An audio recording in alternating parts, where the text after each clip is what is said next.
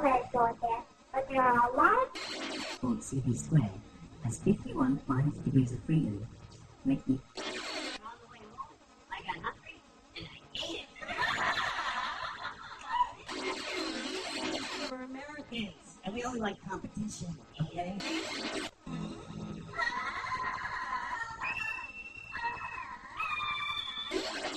I'm eating and I'm reading a book.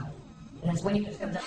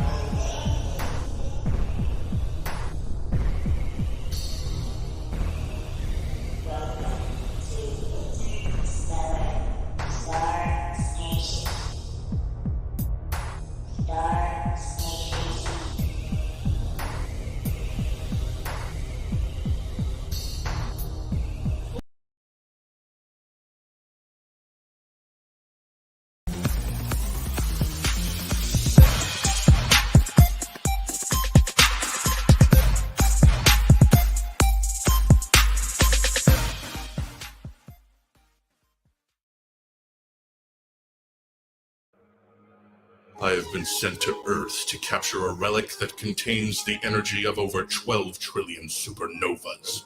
All right, everybody, welcome With to its another mysterious Slim powers, Cyborg stream. My people and I will rule the galaxy with a wooden clock. If you don't know, we do intros here on this show.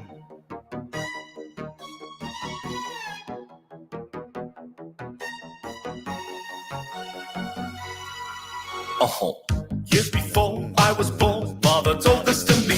It was one Christmas morning in '73. There was one lonely gift nestled under the tree. My grandfather said, "Don't touch mine."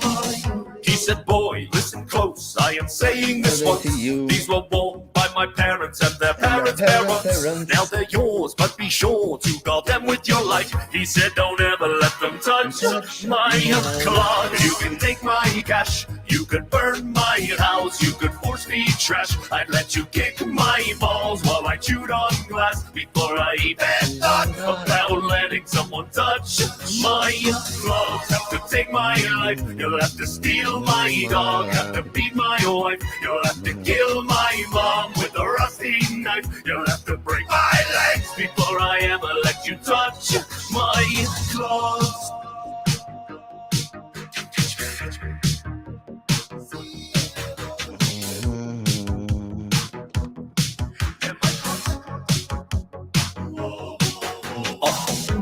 father said, you're my son, so I'll tell you the truth. I wore clogs without socks for the bulk of my youth.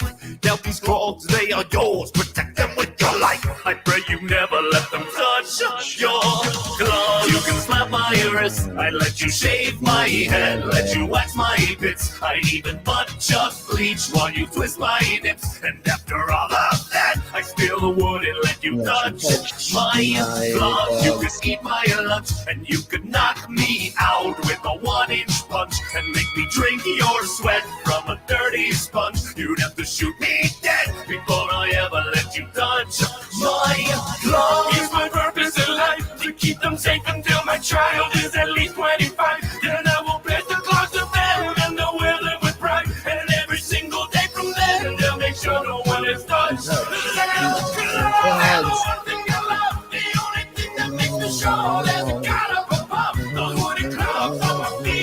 You're welcome, everybody.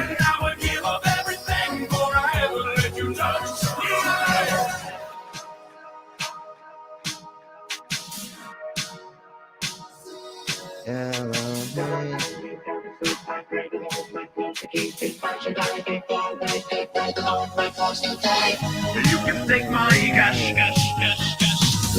You could force feed trash. I'd let you kick my balls while I chewed on glass before I even thought about letting someone touch my claw. You'll have to take my life. You'll have to steal my dog. Have to beat my wife. You'll have to kill my mom with a rusty knife. You'll have to break my legs before I ever let you touch my. All right, folks. There we go with one of our favorite songs here on the channel. So let's go ahead and do our intros. If you're new to the channel, we do silly things and stuff. And then we bring in everybody, we say hello to the side chat, and then we get onto the idiocracy of the subjects that I have come across and found with my cybernetic ability to look up bullshit. So here we go. Of course, our disclaimer. Disclaimer. The views and opinions expressed in this program are those of the speakers, commentators, experts, and/or hosts. They do not explicitly or necessarily reflect nor represent the channel's policy or the views held by this channel or broadcaster. The broadcaster or its channel cannot be held accountable for all or any views expressed during this program. Oh, Jeebus. It's just like Killer Cop 4, but she's got Hema instead of fry cook balls. I need you, Action Bastard. Action Bastard, I need you. Action Bastard, I need you. Why am I wasting time dancing? You want to know why? Because the world is fucking flat, dog. And everything that you see up there, as far as like planets or stars, yeah, guess what, dude? It's fucking fake. It's just lights up there. The government put those lights up there so you dummies could just act like there's something up there. Wait a second, are you a flat earther? Call a crackhead. You're stupid. Yeah. Yeah, you're stupid. All right, let's get into bringing in our co-host, and then we'll bring in our guests, and we'll say hello to the Saitama chats. So, of course, here is our... But some people without brains do an awful lot of talking, don't they? Yes, I guess you're right. And there is our brainless. How are you doing? Howdy. Yeah, I'm doing pretty good. Awesome. I've had fun watching some of the streams. I've had it playing in at least playing in the background, sometimes with audio, sometimes without audio. Yes. Yeah. And after backstream, I stayed way too long talking to one of the other people. That's good. That was quite fun. So who we got here today? So let's go ahead and put in play the intro for one of our stream pervs that's always on the stream, and then we'll bring in somebody new. So here we go.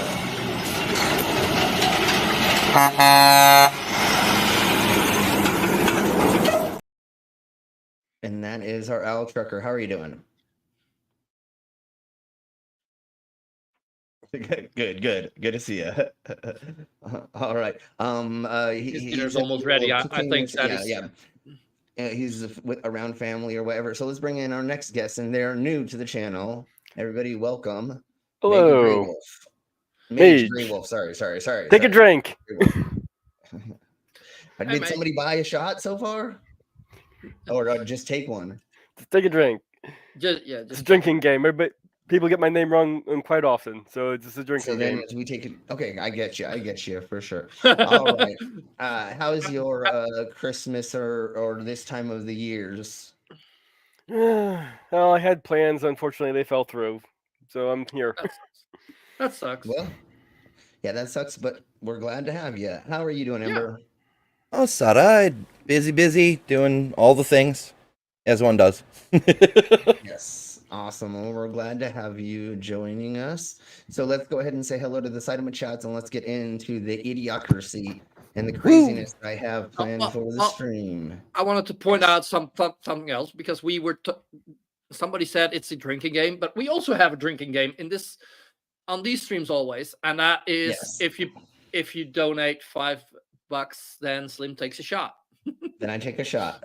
And for $10, it's the blue stuff, and I hate the blue stuff. And I know how much you are regulars love it when I take shots of the blue stuff because I make horrible faces taking it. So if you want to see me get more drunk for the holidays, do that. And I'll also eat a gummy for $10 too. So I mean, yeah, throw some money our way, and I'll get more drunk.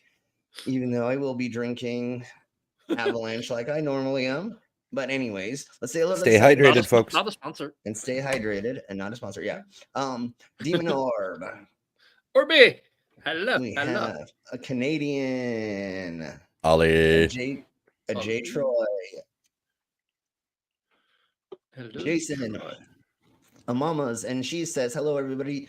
Merry Christmas. Christmas dinner or dinner is cooking, and one Hobbit movie's done. Oh yes, they're watching all of them. So that means that they'll be sitting there for 3 more days. Good luck. May the force be with you. Yeah. We look at the trees. Welcome, trees. Maya. I do not know how to say that, so I'm just gonna call you 64. Oh, that's just asshole. You could just say ass. Okay, asshole. Okay. I try to not do realize that at some point he's going to be calling him asshole. That's the point, yes. Yes, okay. And so Katrina, hello. Let's see. Welcome. We got a Bill Portley. Hey, Bill. It looks like we have another addition, and they do not look familiar. So this will be fun that we have a bunch of new people on the channel because then we get to. You've seen this person, but you were talking too much, so you probably didn't notice. Enter. Hey, Aunt. We have an atheist carpenter. Mary Cloudmas. I love it. That means that you don't believe that to use nails to nail Jesus to the cross, or you like to use nails. That means he didn't fall for the lie that his girl came up with that she was pregnant all of a sudden. Oh, I see. Okay, I get it. All right. So we got a spooky bed hair. Good to see you. And let's see if there's anybody else. J Troy, I think we said hey to you, but I just wanted to double check and there's some more Caesar popping in. And let's see, a commander is here as well. All hail the penguin. Let's see, a Tubian. And what does it say? I'd love to come in, but heading out to supper and stuff and things. Well, I see how it is. No, I'm just kidding. Of course. People like food more than streaming. What the hell? Yeah, I know. What is that? Like it's Christmas. We're doing this for the community, folks. That's how a bunch of people got here. We're just following the stream train. Yeah. And like you can just eat while while watching a stream. Oh yeah, I do that all the time. I quite often I'm on this stream and I'm eating on stream even. Yes. So. Some of us have to when we do this quite often. So, anyways, hello, Mark, and we do this often. What do you mean? Yeah, we don't do Fridays. Yeah. Then we're on Pip's stream. Oh, okay. I'm sorry, I didn't see the name for one. Hey, Sinister, how are you doing? Hello. I have a cat in front of me. Athena's joining us. Excellent. Well, Athena has the best opinions. Athena's an excellent software engineer. Awesome. All right. So, folks, we are going to get into the first silly subject for today, and we're not going to go through the whole video. We're just going to go over part of it. But why do we drink eggnog during the holidays? That is a good question. Yeah, let's find out this. I don't know. Never done That should be all year round. Because of tradition? Well, and what is eggnog is also the question, because it kind of think you know, but do you? So here we go. But before we get started, be sure to subscribe to the Weird History Food channel. After that, please leave a comment and let us know what other mysterious holiday foods. Okay, so here we go. Okay, so all kidding aside, we do actually know what eggnog is. We looked it up. The bizarre holiday beverage, which was once known as milk punch or egg milk punch, does in fact have eggs in it. In fairness, they did kind of tell us. According to the Food Network, eggnog is traditionally made with eggs, egg yolk, sugar, milk, heavy cream, and vanilla extract. That already sounds pretty good. But eggnog is also usually juiced with an extra little holiday spirit. Or in other words, it's usually spiked with more booze than a fraternity bath mat. Okay, what booze are you supposed to put in it? And I hope I didn't put it on the screen. What traditionally, or what would you put in your eggnog? Are you? Rum, whiskey. I don't know. I usually just drink it straight. He's got cognac. So a bourbon. May I point out, it's an American tradition. Not Yeah, something Jason, we do over here. That's exactly what you do. You pour Everclear in it. That's exactly how you make eggnog. Jesus. Okay, we have brandy, we have whiskey, we have Satan. Well, be careful with the whiskey. Sir Sick will wreak come and unholy vengeance if you waste his whiskey. Yeah, I do wish you'd tell me before you post like a Matt Hell video, because if I want whiskey, it's hard to get it from the local whiskey stores. If I was to add some kind of alcohol to my eggnog, I'd probably use rum. Okay. Are you mountain goating, Athena? Okay, let's see what they says. Yeah, moonshine, totally. Hey, Savage, totally moonshine. The Food Network recommends brandy. And using whiskey or rum certainly won't get you into any trouble with the Christmas police. So but at least there's a lot of one different ways to professional make it. bartender encourages people to get creative and try eggnog spiked with things like mezcal and creme de cacao. Whatever you choose, good eggnog is usually then topped off with a little freshly grated nutmeg, cinnamon sticks, cloves, or star anise. Or as long as you Star what? ask Meg to- Star anise? What? Hold on. Yeah, we'll get back to that. We'll play that again. As long as you get Meg to consent to nutting inside of your eggnog, then that's fine with us. nutmeg, cinnamon sticks, cloves, or star anise. Or all Star anuses? You put a star anise? Run that inside by of me one your- more time. Wait, star anus?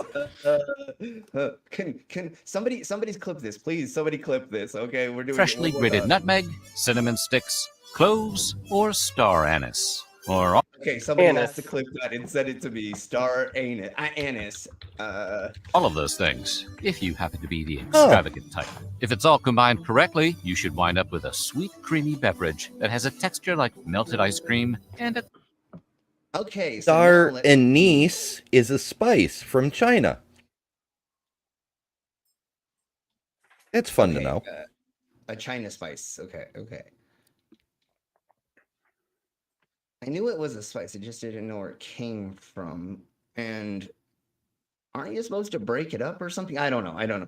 So let's see what noggin is. Let's see what that is. From noggin, a Middle English term for a small, carved wooden mug that was used to drink alcohol, and is also the name of the thing that starts hurting if you've had too much. Yet another theory holds that the name is derived from grog, a colonial-era name for rum that was allegedly served with eggs and was known as eggengrog, which eventually became eggnog. Oh, I like that one. Still others think it has something to do with the Scottish... I wonder why they don't drink that anymore. Oh, maybe they do. I don't know. It's not what grog was at all. Grog was rum and water.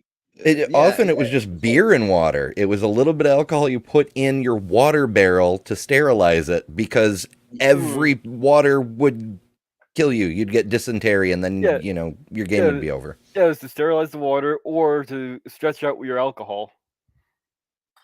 Yeah, this wasn't medieval times or back then so much, but there were, like, in the Wild West times, your bartenders would lengthen how much they have of what by putting a little bit of water in it or something like that to, there's a thing about watering down the whiskey that they did in England at some certain point in time or something, so that the boys wouldn't get so rowdy, or that was a Wild West thing. I don't know. There's a thing where it's probably conspiracy that the bars were doing that, watering down their whiskey to make it so that people were not getting into any fights. Yeah, that's a conspiracy. They were watering it down to save money. The same reason you get whiskey on the rocks today. It looks like a full glass, but it's actually just a little. Yeah, exactly. Yeah, for sure. All right, so let's see what else they have to say, and then why. Drink called Nugget Ale. The word nugget referring to being warmed with a hot poker. The online etymology.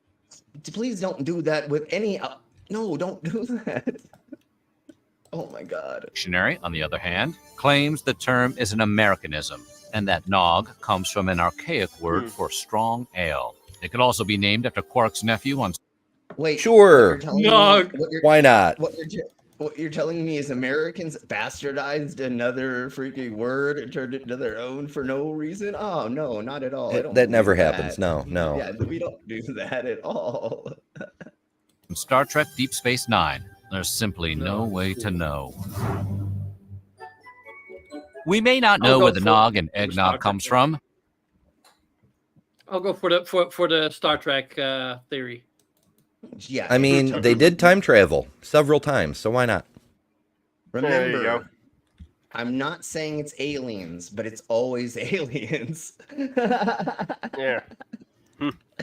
Yeah, we got to say that, otherwise we get in trouble. Yeah, exactly. Yep. That's cool. I like that, Ember. I like all those little fun things you got. But the drink itself almost certainly came from the same country that gave us James Bond, the Beatles, and King Ralph. Jolly old England. Culinary historians generally agree that eggnog is, in one way or another, derived from a hot, milky, ale-like drink called posset. Curdled with ale, or sometimes wine, posset was popular in early medieval Britain. The drink has evolved quite a bit over the centuries. 13th century monks drank it with eggs and figs. A 17th century recipe calls for a heated mixture of cream, 18 egg yolks, 8 egg whites, cinnamon. The whole heating stuff up, is very sus to me. But over here in the Americas, we make everything cold because that's just what we fucking do. Because that's cheaper. You should try mulled wine sometime. I think back in the day, heating stuff up also had to do with getting bacteria dead. Yeah, part of it's sterilization. Part of it also has to do with denaturing proteins, which they wouldn't know about, but it did change the flavor of some things. Yeah. I believe the reason why we do it so much is because it elongates the life of a lot of things. Like a beer will last a little bit longer if it's certain temperature for a certain amount of time. Your food, blah, blah, blah. So you will last a lot longer if you, kill the salmonella. Yeah, exactly. Nah, that's just conspiracy. It's true. Germ theory is just a theory. That is true. It is just a theory. Hey, if I can't see them, then they ain't real. Isn't that how it works? Anyways, let's keep. And that whole A squared plus your ass. And that whole A squared plus B squared equals C squared thing, that's still a theorem. It's still, yeah, exactly.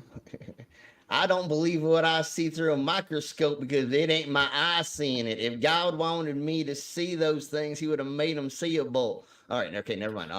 Probably. Yeah. I could believe that actually be a line someone you use. Please put Hick back in his cage, Slim. Yeah, I'll put him away. I'll make sure. I'll drug him again. Here, smell this. Does it smell like chloroform? Okay, anyways. All right. mace, nutmeg, and 1 pint of sack wine.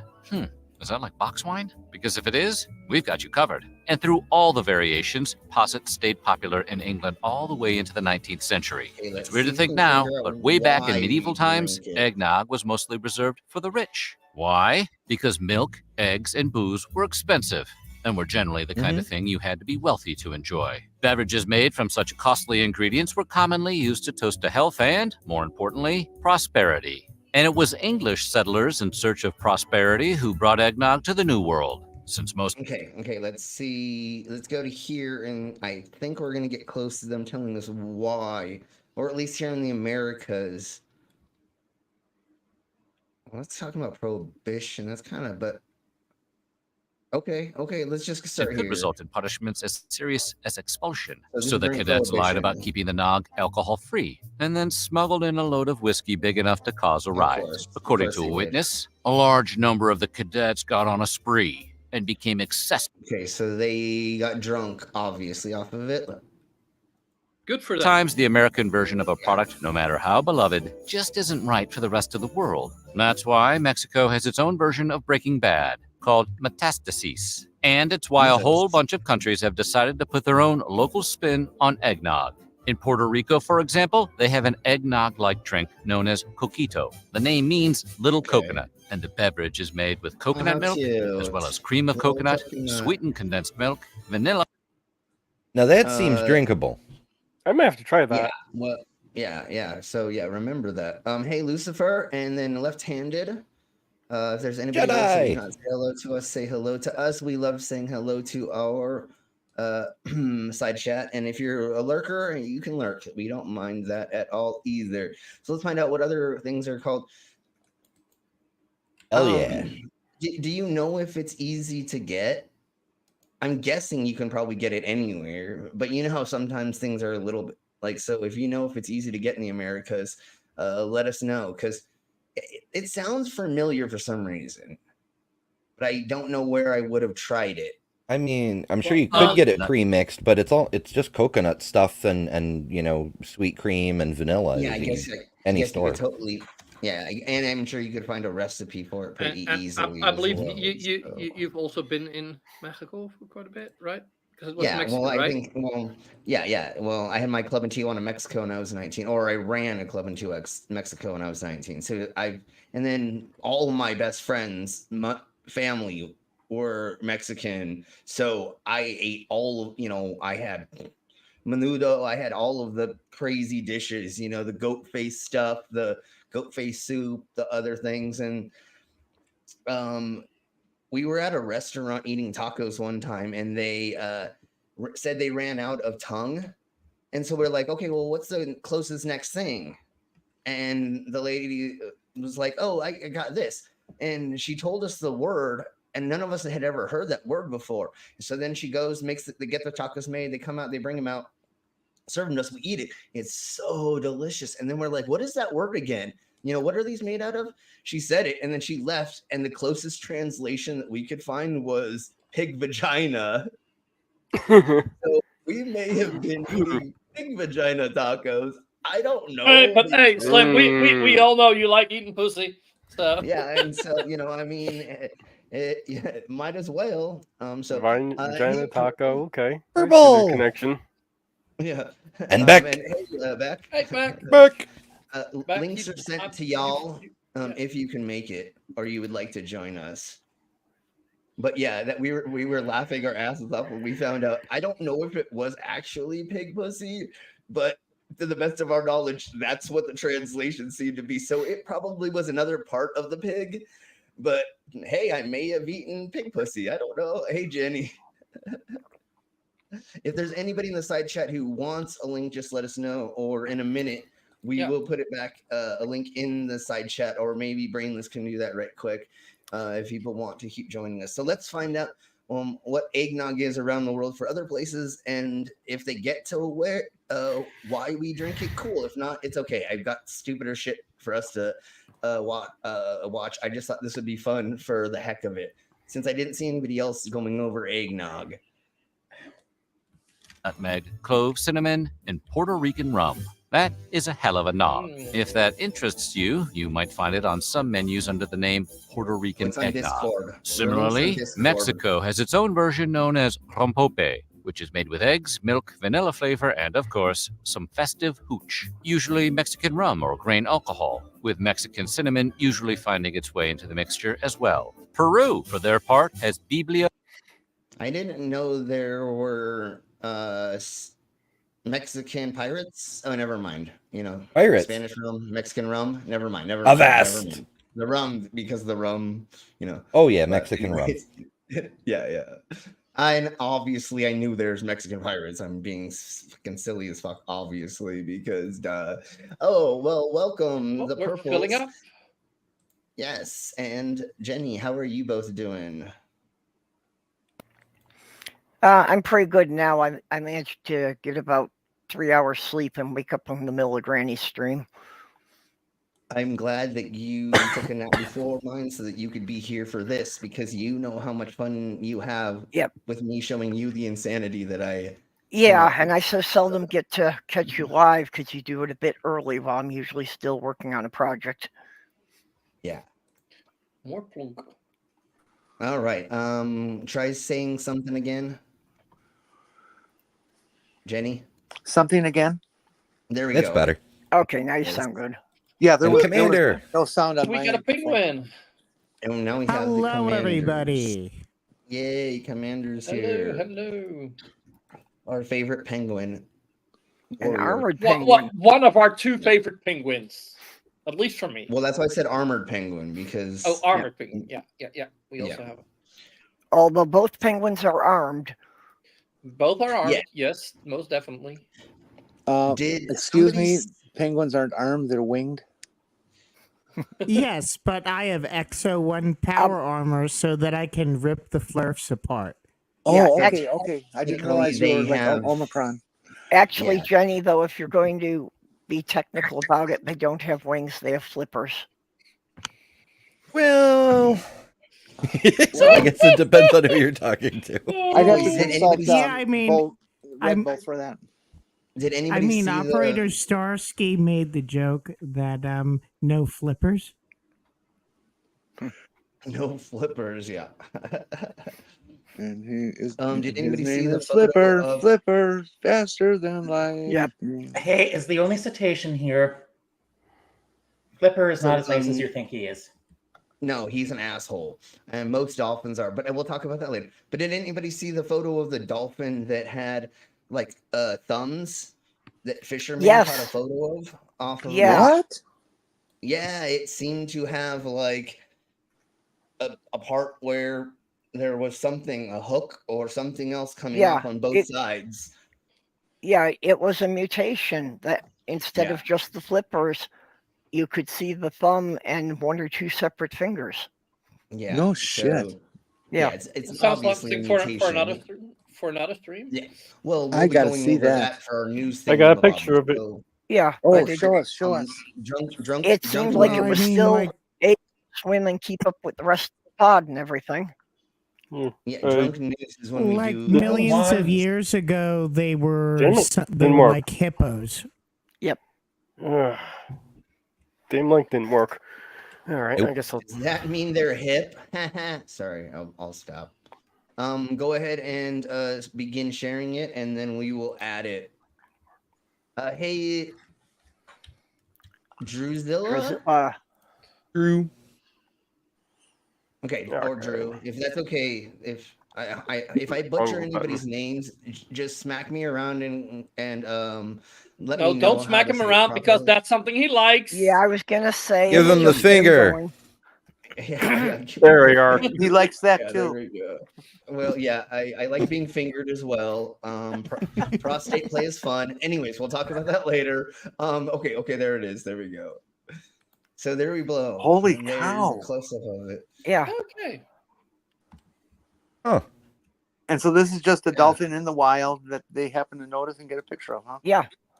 Yeah, it was fishermen in I'm gonna say South America. I don't honestly remember, but yeah, just some random fishermen fishing saw this, and they were it. You know how sometimes they follow the boat.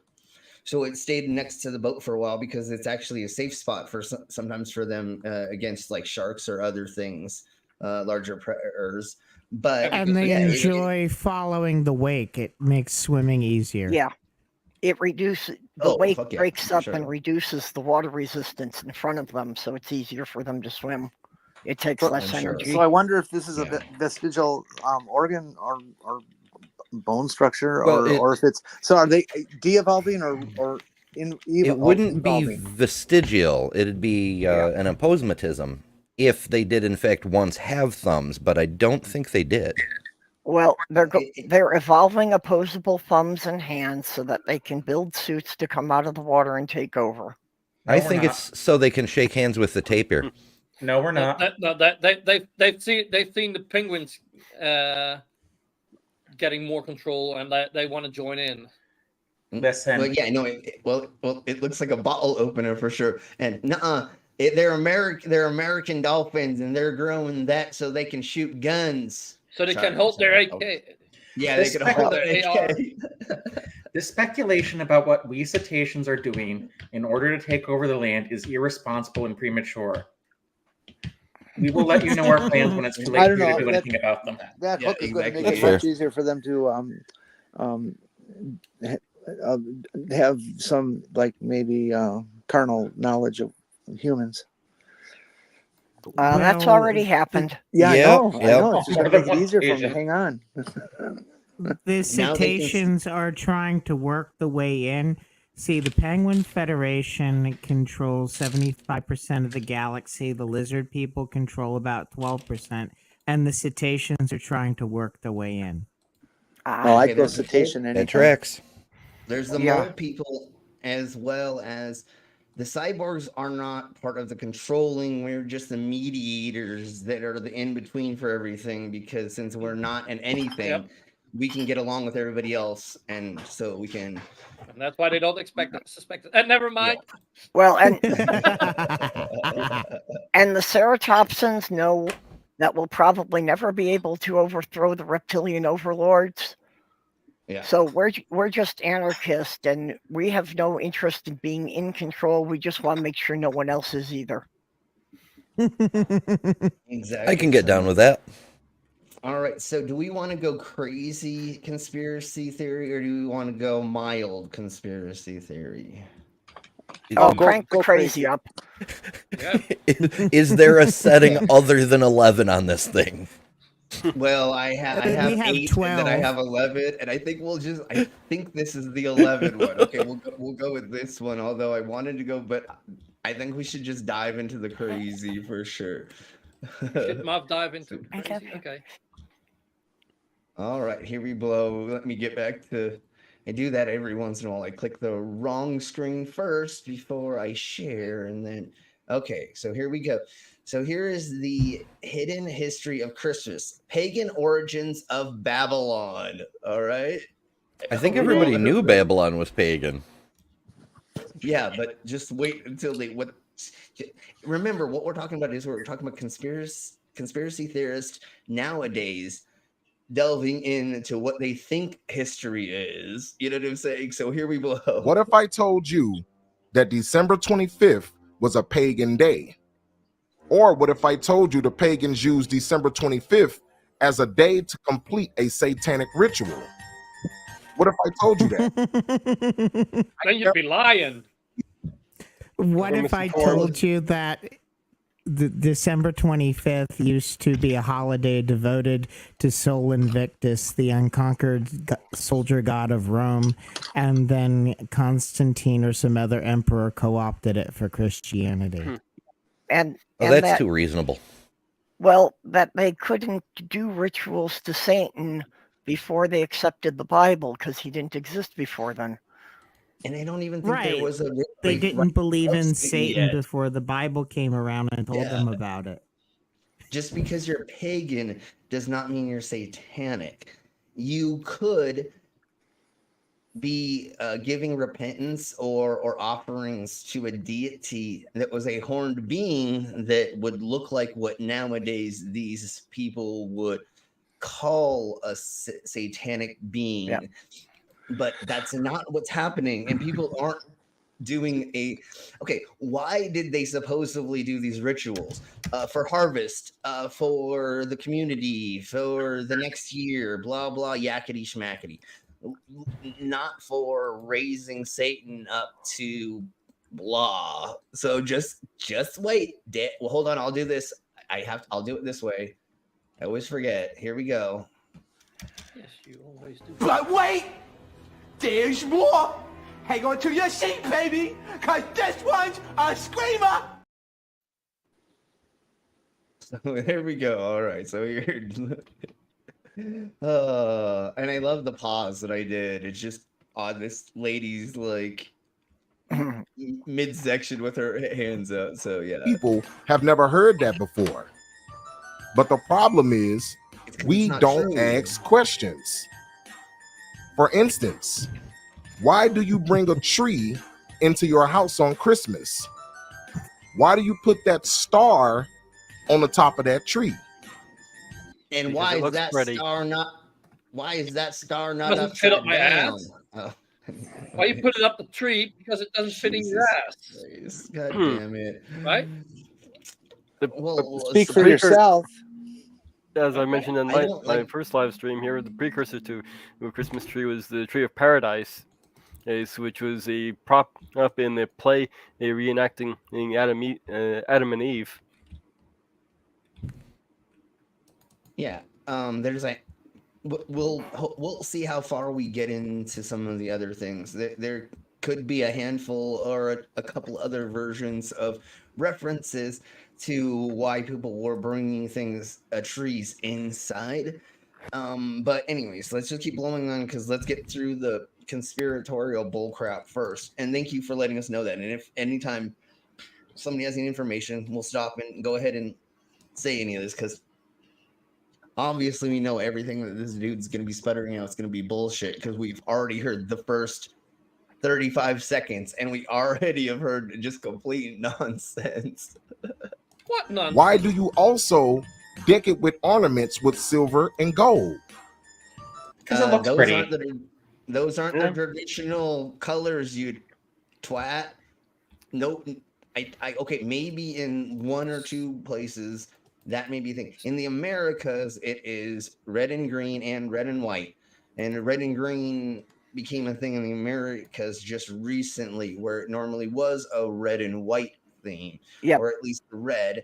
And the red globe ornaments used to be apples that they used to hang from the tree, and that's why now we use a red globe ball. And interestingly enough, that also could tie back to what I was saying about the Tree of Paradise, because the decoration for that tree was apples. But the hanging apples on the tree was a Nordic tradition that predated the Bible being seen in Europe. And the apples were just hung out there as being offerings to the spirits of the forest. Ember, say the name and of that also tree the again. deer. Say the name of the tree again. Which tree? Paradise? The Tree of Paradise, What's yeah. it called? Tree of Paradise. Tree of Paradise. Oh, that's never mind. Yeah, That's that wrong, was that's wrong things. I found out the Paradise thing was a 16th century French thing. If you try and look it up on Wikipedia, it'll just redirect you to the Tree of Knowledge. It's not really useful. No, and we have better information about that here. We should get into it in a second or a little bit later. We'll get into actual what people have come to understand with some of the traditions. Yeah, I suppose we need to calm down since we're less than a minute into the video and we're stopped at how many times? I know. So let's that's a thing that happens here. It's a common joke here, we for watch sure. 5 minutes of video and that takes us like 2 hours. Yep. Also, why do people kiss under the mistletoe? Why do we light candles on Christmas? Why do you do all of these things? The answer is because it's fucking don't dark outside. Yeah. Because tradition.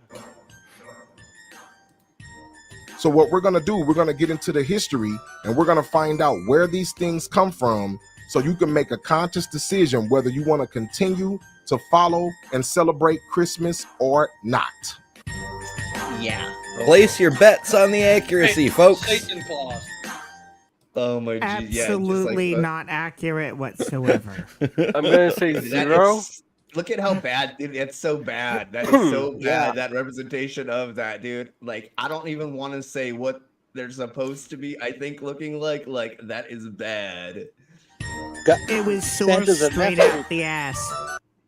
I know. Jesus. Oh God, these demonic images. of We're going to be Santa. reading from this book called Two Babylons by Alexander Where's that Hislop. Marvel one? It says the festivals of Rome are innumerable, but 5 of the most important may be singled out for elucidation, viz. Christmas Day, Lady Day, Easter, the These are not Nativity Roman of St. festivals. John, and the... I know. The hell is he talking about? What's that last one? The Festival of John. Yeah. Okay. Yeah, and mistletoe satanic. That's what they're fucking saying. Yeah. So, anyways, we'll go back a tiny bit. viz. Christmas Day, Lady Day, Easter, the Nativity of St. John, and the Feast of Assumption. Each and all of these can be proved to be Babylonian. And first, as to the They're not even festival Roman. in honor of the birth of Christ or Christmas, how comes it that the festival was connected with the 25th of December? There is not a word in the scriptures about the precise day of his birth or the time of year when he was born. What is recorded there implies that whatsoever time his birth took place, it could not have been on the 25th of December. December 25th goes all... Okay, but what does this have to do with it Wait. being satanic? He just blew us all on the accuracy. He made one factual point that is correct. That What was that? That Jesus wasn't born in Yeah. December? That Oh. Jesus Yeah, was he was- definitely not born on December 25th. Yep, that's true. Yeah, it was definitely another time. From what I was able to hear, that it was changed more for aligning with the solstice. Yes. It was basically Kinda. just overlaid over Yule that was already celebrated across Europe. I thought it Yeah. was always Columbus Day. That too. No, they hadn't discovered Columbus yet. Oh, that's right. That's right. God, that was another couple of months, wasn't it? Yes. Yeah, totes. Something Okay. like that.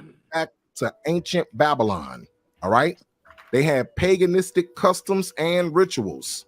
It was during the time of the Paganistic. winter and summer solstice. Yeah.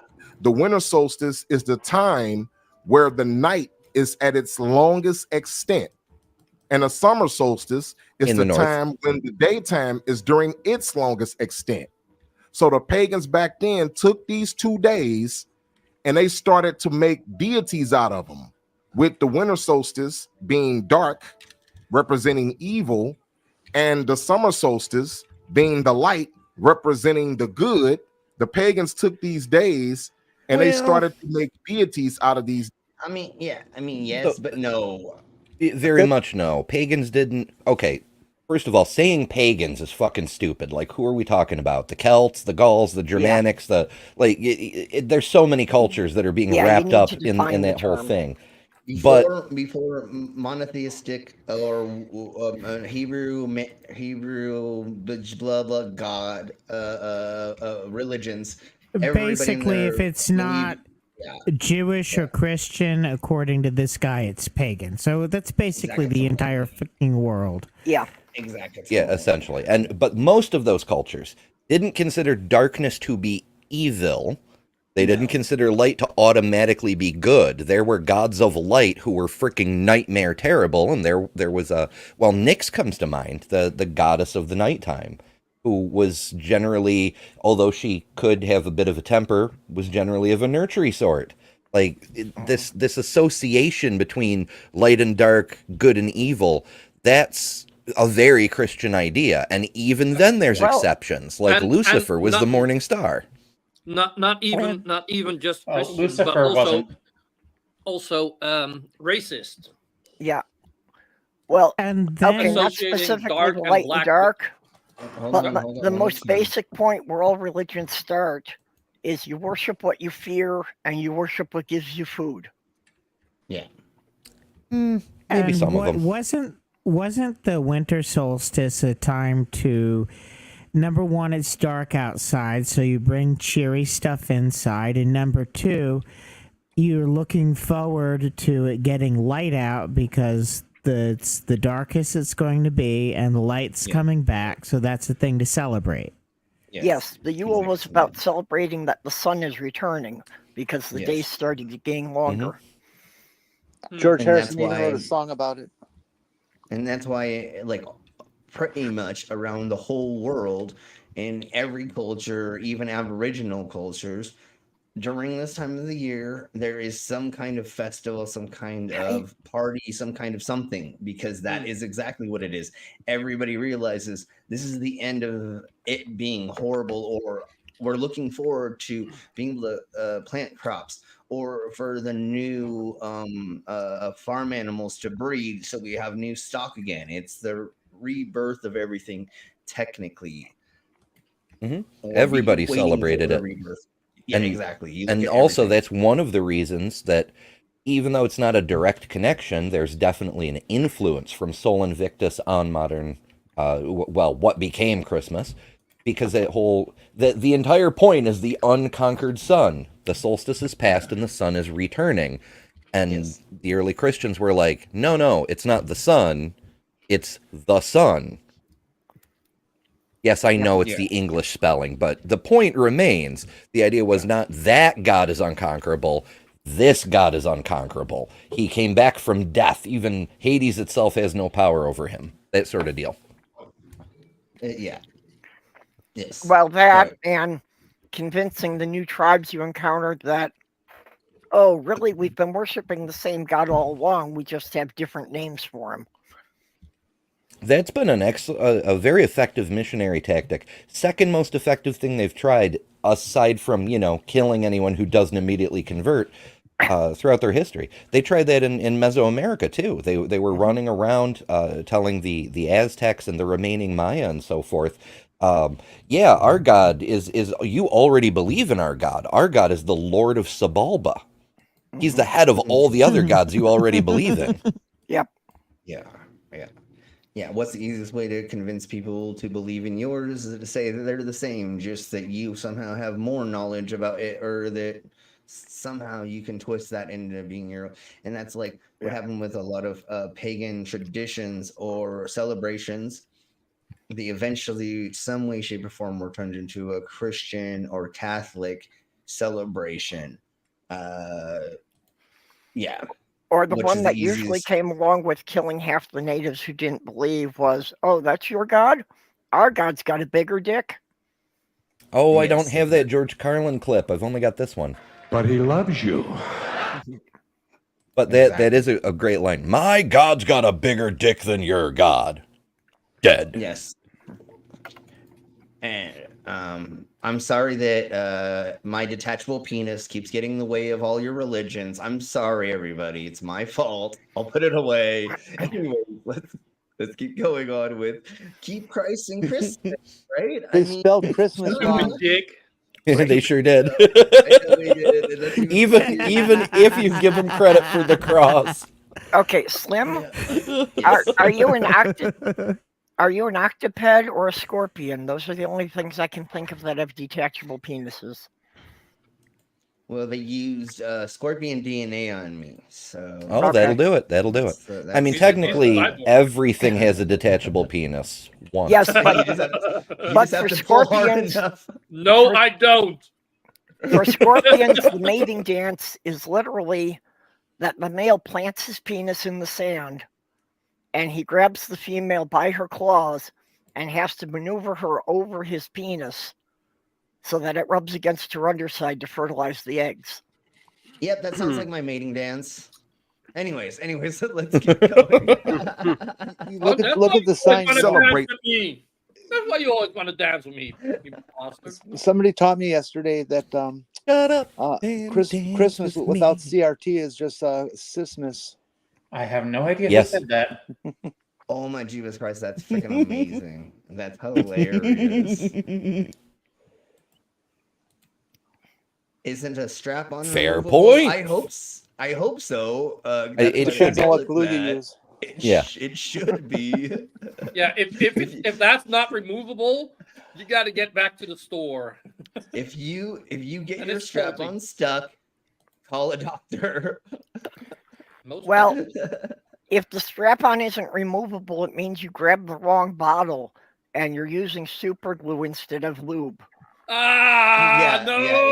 Exactly. That's why I said you definitely need to see a doctor at that point, because it should come out or it should be able to be removed from you. Anyways, let's get on to how do we keep Christ in Christmas? We got Drew to look up tapirs. Hell yeah. Everyone should look up tapirs. Not right now, after the stream. But absolutely, tapirs are the best. The big weird like guinea pig looking thingy-mabobber. No, that's the capybara. Huge. Okay, but No, there's one that's this is a tapir. They're give me a second. Tapir has a funny nose. Capybara looks like a giant rat. Oh, it's that thingy. Yeah. Okay. Yeah.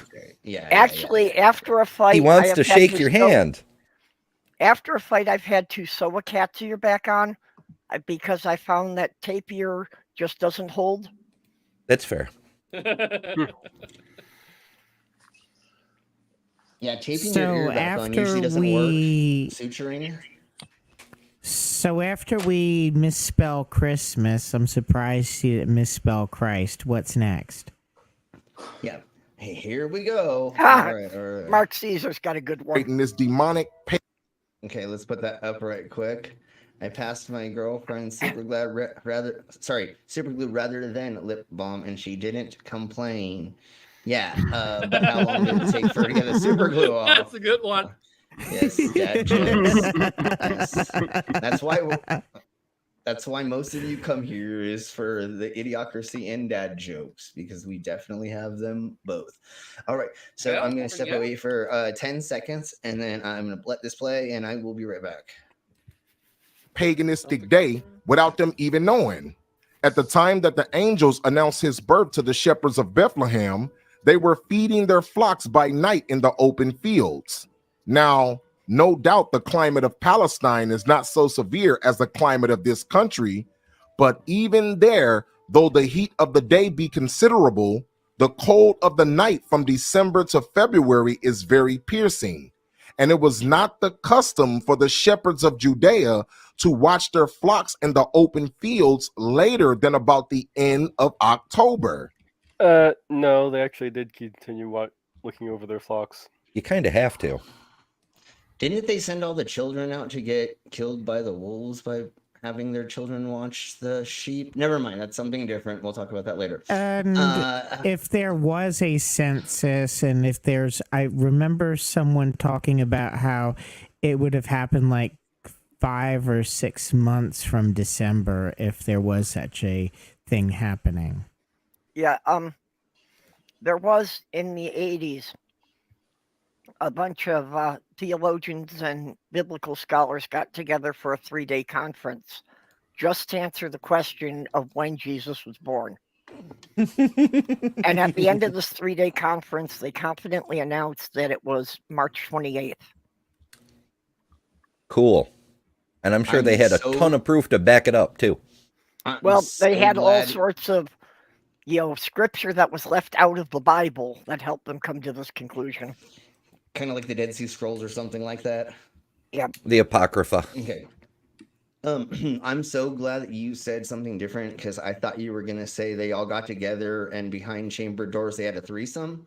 But no, you said that they all that was three the got after together party. to have. Yeah, that was after the. Jeebus. All right, so let's begin getting into the next subject, and it is Santa's secret identity: shaman, mushrooms, elves, and stuff. So here we go.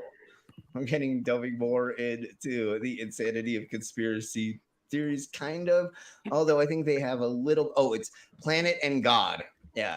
So here we go.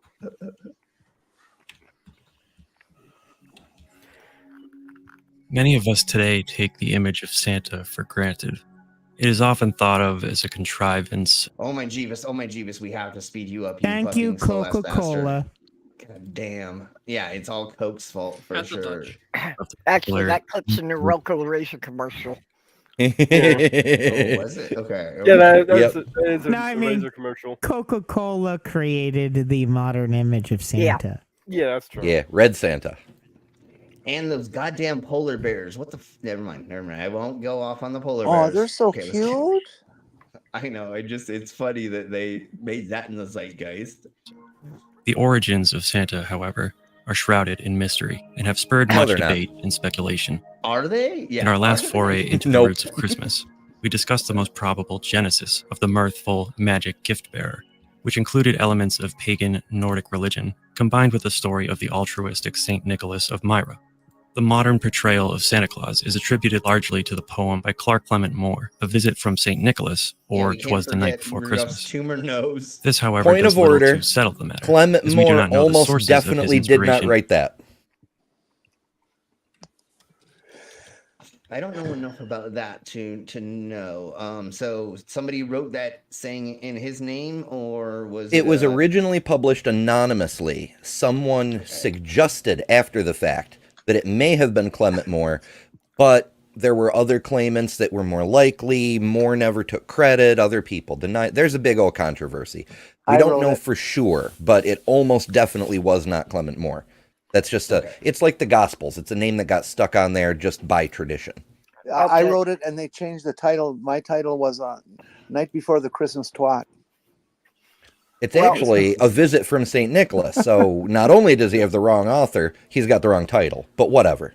And as everybody is saying that Coca-Cola created Santa, which corporation created Rudolph? Hallmark. Play-Doh? Sears? Slim what's that is shitty closest. claymation? No, Slim is closest. Actually, it was originally a storybook that was given out as a promotion by Montgomery Wards. Montgomery Ward. Monkey Ward? That thing. Yeah. Okay. Yeah, and which I think that is now Macy's, but it used to be. Yeah. So Montgomery Ward became Macy's. So I kind of got it right. Yeah, I believe. Montgomery Wards got bought out by Macy's. Yeah, and Sears was Sears was Strauss, or it was something, and then now they just call it Sears. So yeah, Sears, Roebuck and Company. Does anybody think that when Rudolph has sex, that the nose gets brighter at orgasm? Yes, I hope so. Because why else would I have sex with it? I know so. Never mind. Well, okay, if his nose got brighter during sex. No, at orgasm. Huh? At orgasm. During orgasm. Yeah. Okay, well, does that mean that in order for him to light the way all night, the reindeer behind them had to keep sticking their noses into his That's private? why he was in the front. Yep. Well, they're a bunch of brown nosers. They're a bunch of brown nosers anyway. So yeah, exactly. So Rudolph and also they're all female because they keep their antlers Yes. through the winter. Yeah. So yeah, Jenny was pointing that out in the last stream. Okay, so all right. Okay, let's keep blowing on. Okay. With, how this is satanic somehow, or how this has to do with shaman, mushrooms, elf, planet, and God. Or Yeah, we're still not up to a full minute into the video. I know. In writing the poem. Further obfuscation arises as legitimate doubts have been expressed as to whether Moore was the actual author. Woo! Whatever the case may be, it seems likely that the poem, as well as other works of the time that introduced Santa Claus to the modern Western world, were based on more than one folkloric source tradition, and perhaps real historical practices. Santa in was this already episode, pretty we will well explore known. some of the lesser-known possible roots of the man in the red pretty well. suit. Welcome to the Hidden Passage. Oh, let's see the hidden passage. Well, as he says, Santa was taken as a composite from characters from several different traditions, several different cultures. Yeah. And the whole stuff in the stockings thing was the actual Saint Nicholas leaving money in the stockings of children so that their parents didn't sell them into slavery. Yes. Like good Christians. Well, one story I've heard as being the origin, the first thing he did was him putting some gold coins in the stockings of these 3 young girls so that their father didn't have to sell them to the brothel. And that's also where we get the whole chocolate coins from. Yep. Oh, good. That makes sense. Oh my Jeebus, dude. And do realize that it does not have an American origin. History is. I should know because I'm Dutch. That's where it comes from. Well, Dutch, part of it also comes from the image of Woden from the Norse, and parts of it also come from Germany and Turkey. Yeah, And like Santa Claus itself.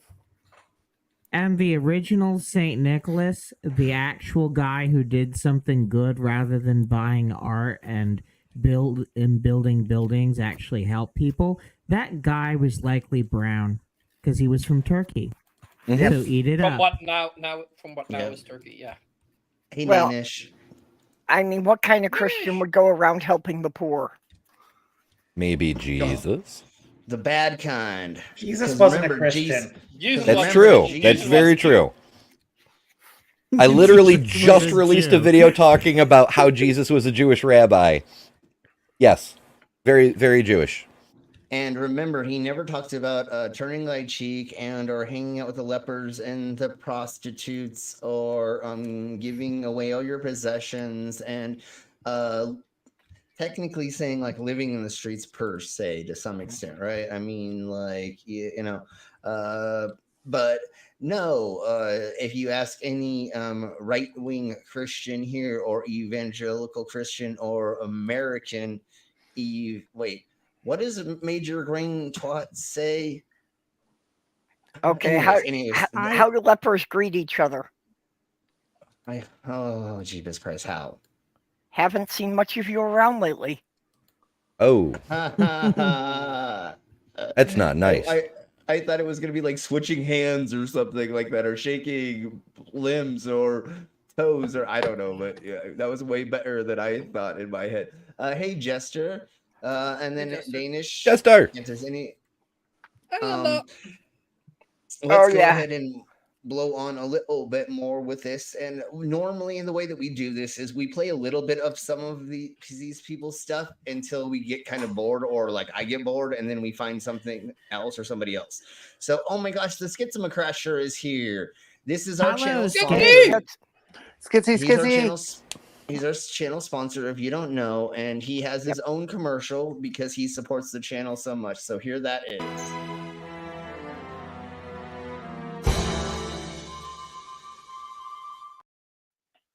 It's a I love crash. violent cartoons. Without something to skid. If you look at your Discord DMs, you've got a link to join. And there's one hidden in the side chat as well. Do we have enough room? 1, 2. If there is one slut open, then definitely join us. I think there's we're at 8. Yeah, you got it. Okay. You got room. Oh, and Awesome. Skits, that puzzle box you sent for the cats. Yeah, Petunia still uses that every day. She hasn't gotten bored of that yet. Hey, and there's another penguin in the side There's chat. an Amiga Nuts. Yay, we have There's one the of other our orange penguin. other. Hey. Yeah. Haven't seen The them. penguins are invading. Sydney. Penguins Don't are forget invading, yeah. Sydney too. Sorry, Sydney. I didn't see you, but hey, Sydney's. Hey, sister. Oh, hi. All right. Innocent sister. The penguins don't invade. They slowly seep in. No, it's a preventative liberation force. They're going to liberate you before your government is taken over by the fascists. Well, good. Aren't they a little I'm late going for that to one? use that in the intro. But why you fuckers not here yet? Because here most right-wing motherfucker got. Has everybody seen Commander's intro? Yep. Okay, we're gonna do this for the heck of it. War never changes, and we are the Galactic Penguin Federation, NASA's enforcers. We rain fire on our enemies and fight hand to hand across the galaxy. We are ever seen, yet we are never seen in our fight for liberty. We will kick down any door and fight any secret societies. I knew it. She's a lizard person. My name, Commander 401. And this is how we handle our problems. You gotta step up and beat that bully with a stick.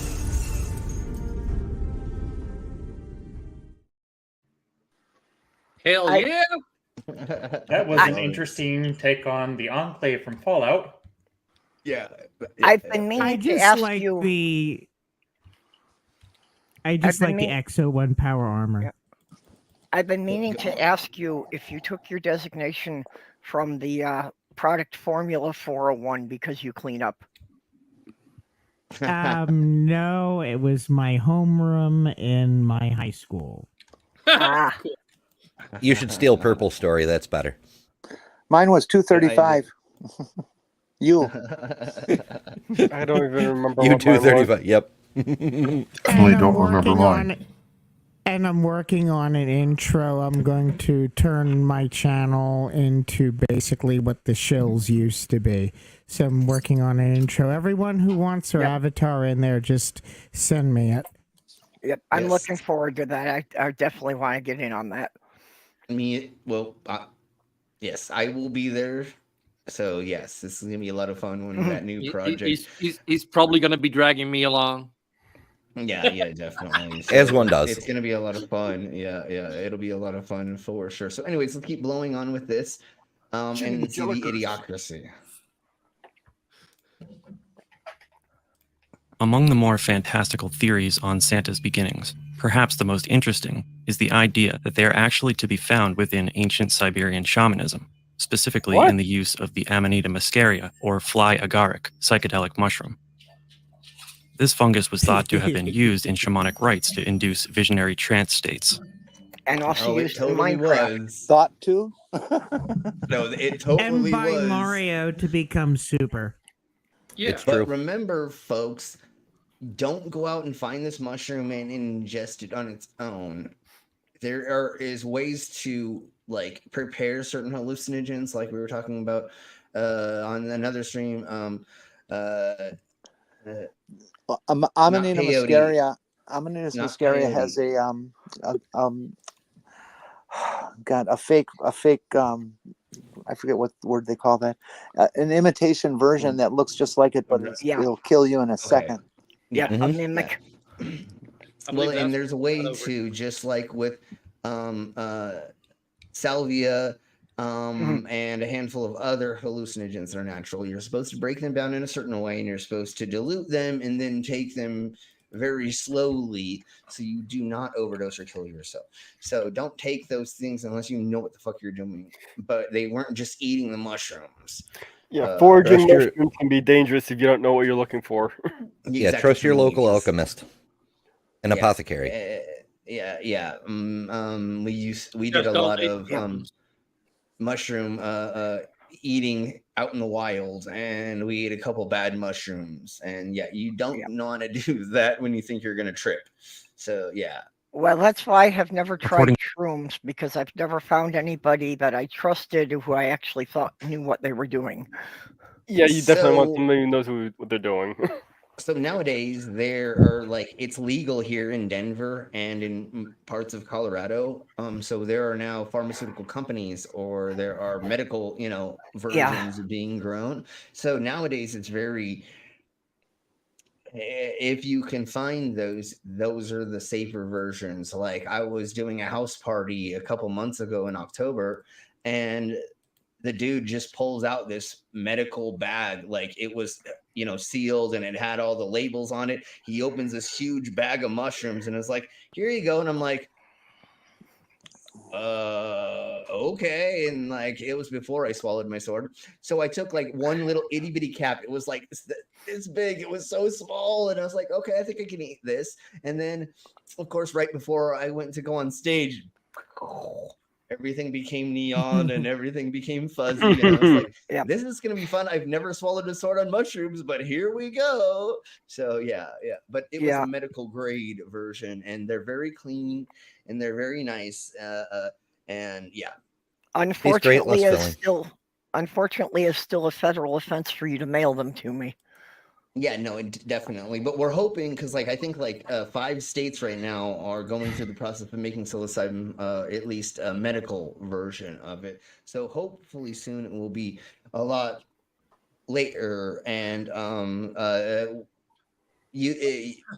anybody who has any questions about that, you can also ask me in the Distant Chords, and then we'll talk about it later. But anyways, so once again, Commander, just a simple question. Mailing it to you is illegal, but what about if he comes and visits you and brings some? No, it is illegal to transport them across state lines. That's a federal offense. Yeah. Well, then couldn't you stop at Chicago and mail it to Milwaukee and get the post office arrested? Well, it's still a federal offense, and I wouldn't deliver it. Do it. And remember, I got a big anal cavity. Anyways, we'll talk about that later. So let's keep going. Well practiced, anyways. According to anthropologist and university professor John Rush, quote, Santa is a modern counterpart of the shaman who consumed mind-altering plants and fungi to commune with the spirit world. A number of aspects of Santa Claus folklore and the surrounding Christmas traditions have been suggested by researchers and even some academics to be symbolic of these practices. Proponents of what we will refer to as the mushroom. That is my favoriteest freaking image in the world. Look at how cute that is. Look how happy he is, though, if I'm the mushroom like that. He's like, I'm bringing you mushrooms, aren't you? Aren't you glad? Merry Christmas. This is gonna get me a few grand. Yay! Yay!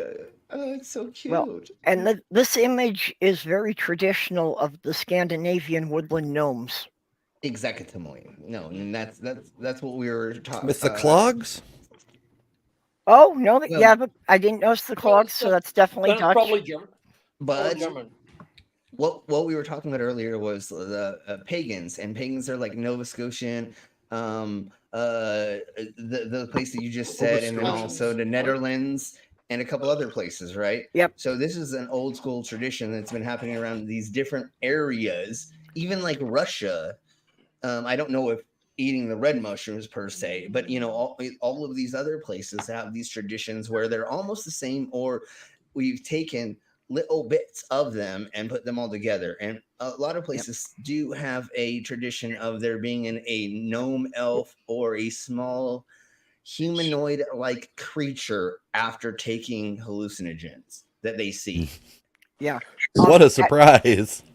Actually, where that comes in is that when the stories of the Scandinavian and the Nordic gnomes made it to Great Britain, that in the English they didn't have a word for gnome, so they substituted elf as being the closest equivalent. And that's why people think that Santa had elves. They were actually the woodland gnomes. Gnomes, yep, exactly, yep. Gnome. It's pronounced gnome. And the other thing, no, not even the Linux thing is pronounced gnome. And the other thing is every once in a blue moon you would have somebody who was born as a little person, right? Yep. Of little stature. So they had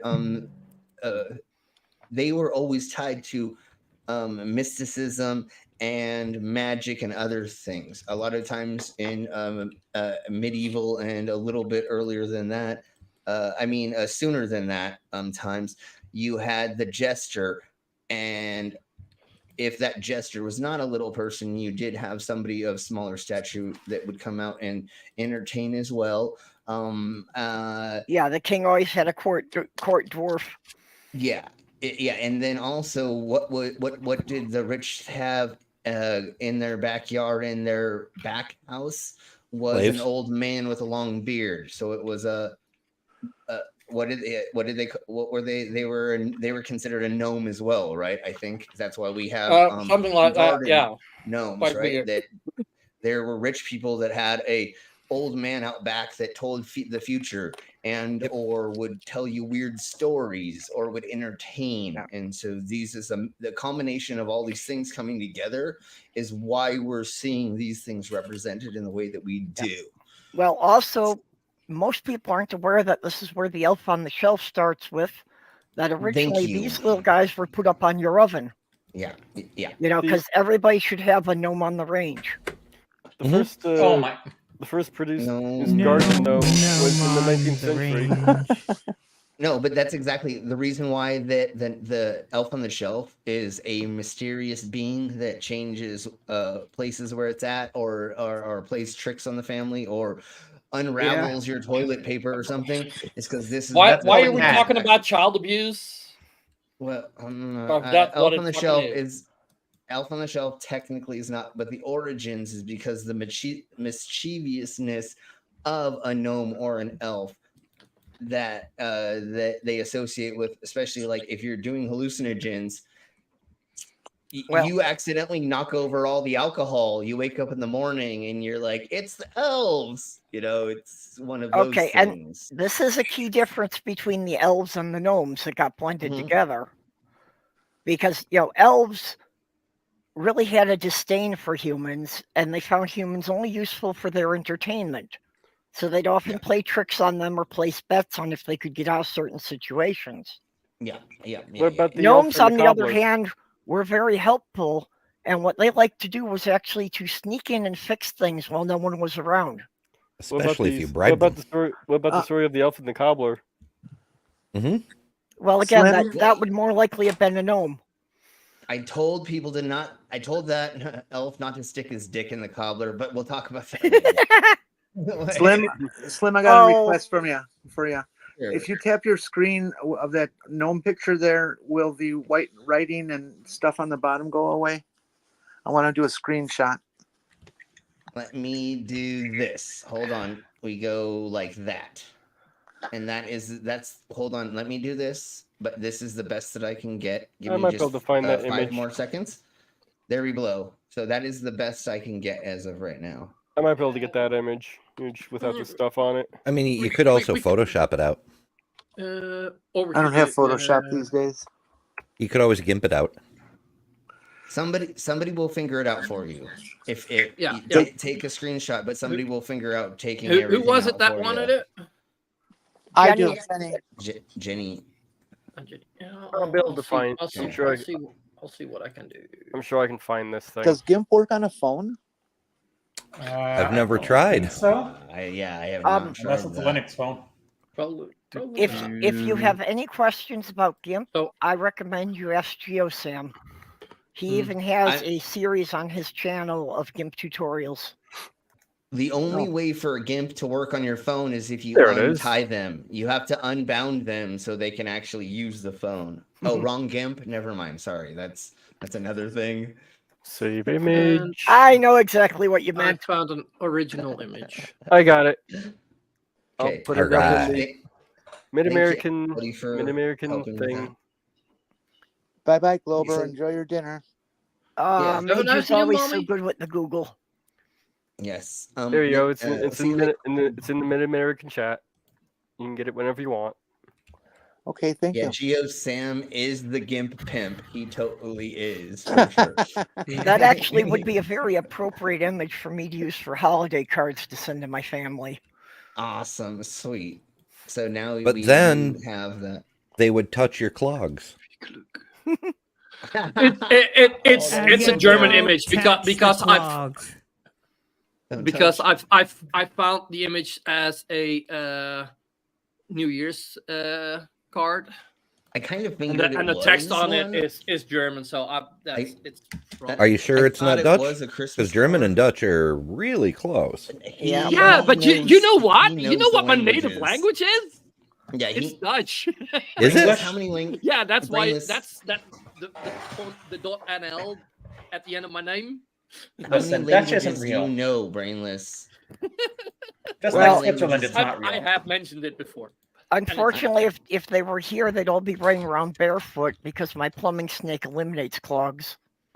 We have a guy who is one of the two wooden shoemakers in the country.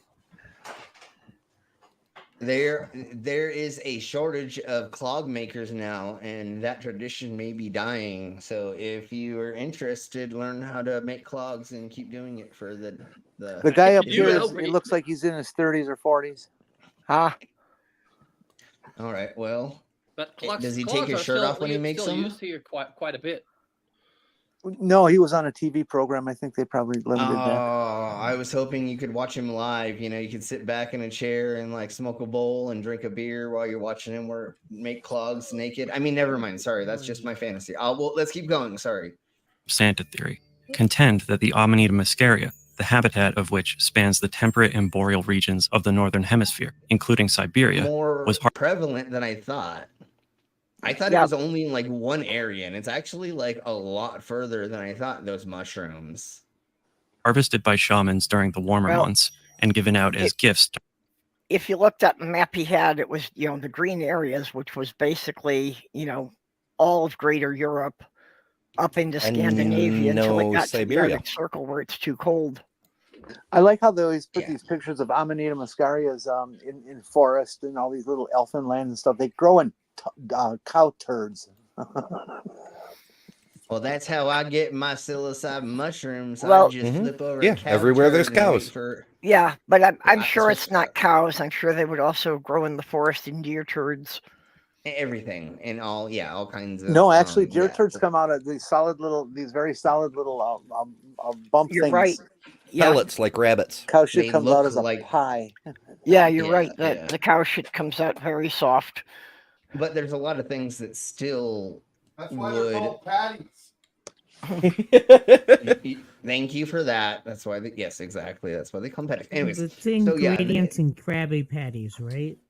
Mm-hmm. That's why they're so. That's why they're so shitty. Okay, so let's keep going. Including Siberia, was harvested by shamans during the warmer months and given out as gifts during the winter solstice. They claimed that because it was common for heavy snowdrifts to block the entrances to homes, the shamans would deliver sacks of mushrooms by dropping them down people's chimneys. Yeah, no. Another version of the narrative states.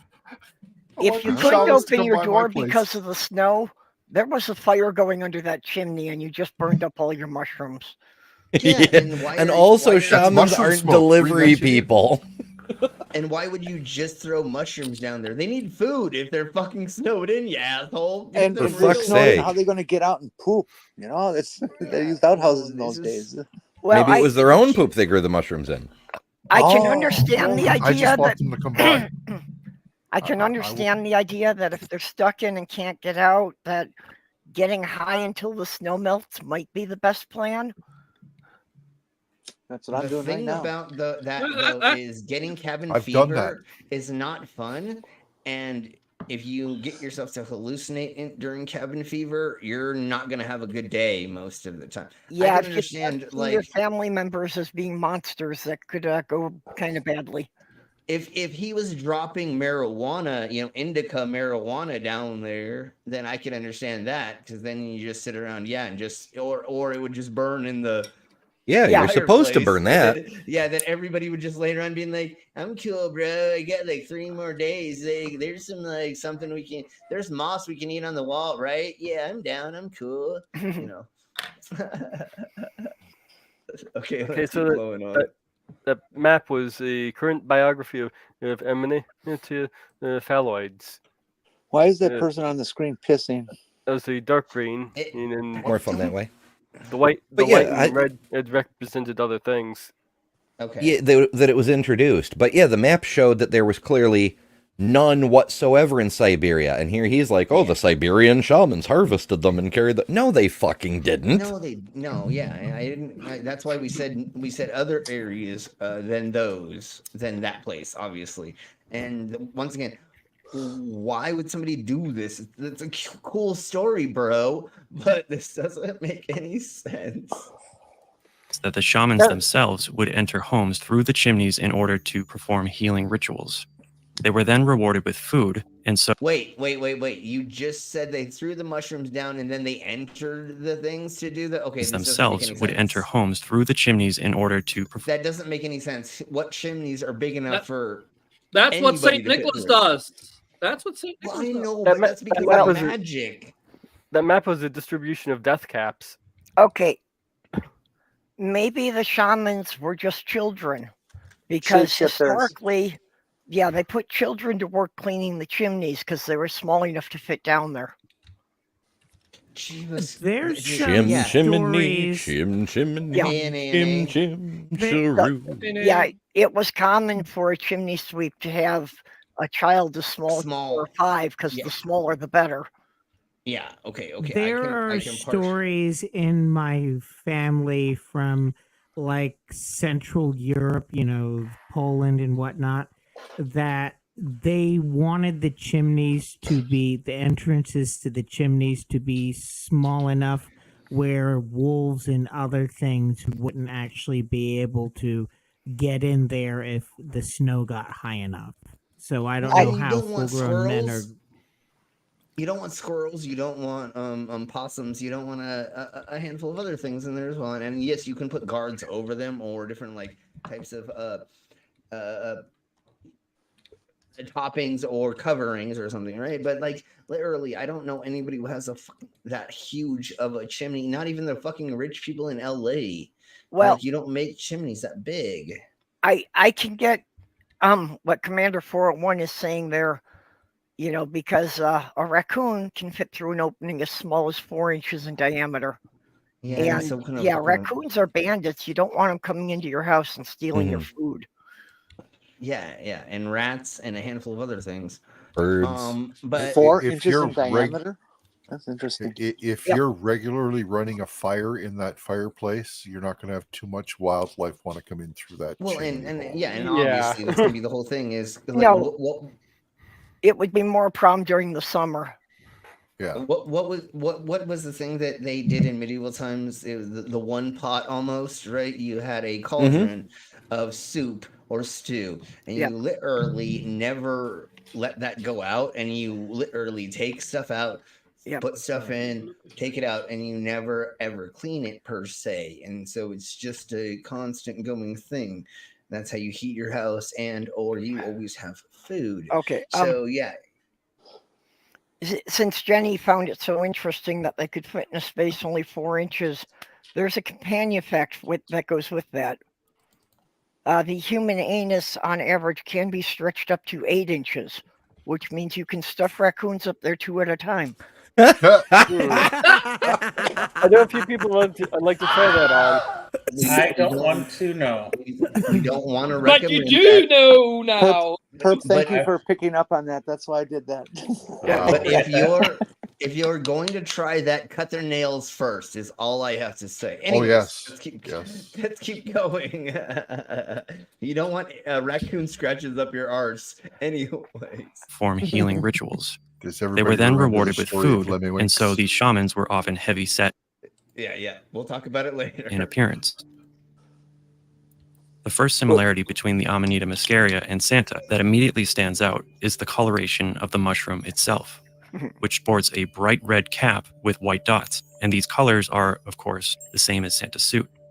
It is alleged that the shamans would even dress in ceremonial garbs purposely made to resemble the mushroom. That's not why Wait his a suit minute. is Wait a red. minute. Santa was green in Europe and particularly England. Yeah. The Coca-Cola thing that got the red. Yeah, Santa didn't get the white suit until he came to America. Freaking flat earther logic up in here. Yeah, technically. And guess what? What we see on the screen is not a person of that origin holding those. So this is just not a photo that's being represented properly for what they just he's also said. saying that they dress to look like the mushrooms, but in that time, the way they were making garments, they would have had no way to make polka dots. No, there's no exactly. Yeah. And then once again, it was green and red, and it was like patchwork, or like this sleeve was green, this was red, blah blah. Yeah, you know what I'm saying? They look like a horrible version of Joker. Perp, you know how I know that it wasn't a real picture? They didn't have cameras back then.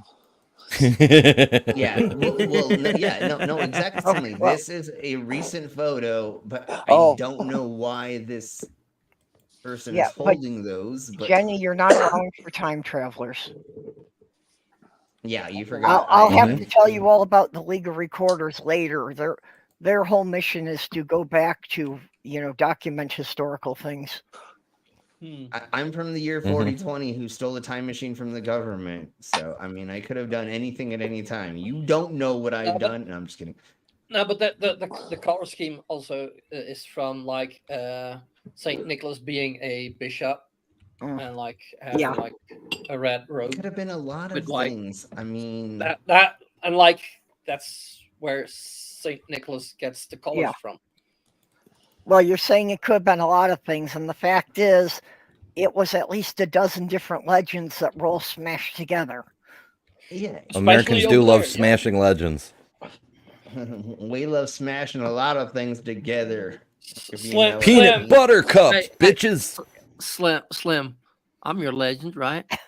Oh yeah, I slam stuff inside of you all the time there. Anyways. Okay, Slim.